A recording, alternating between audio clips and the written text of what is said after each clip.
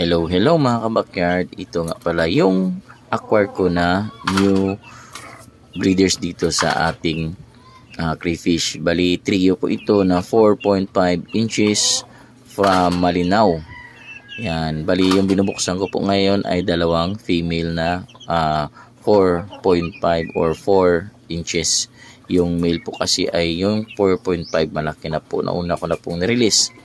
Nagdagdag po ako ng breeder kasi nga yung akin dito parang hindi pa nagbe-breed, kaya nilagay ko yung panibagong breeders dito sa ating backyard crayfish. Sana maparami natin ito at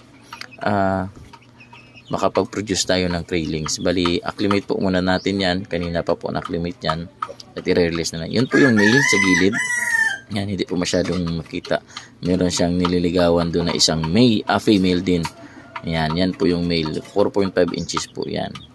Sana po ay maparami natin ito.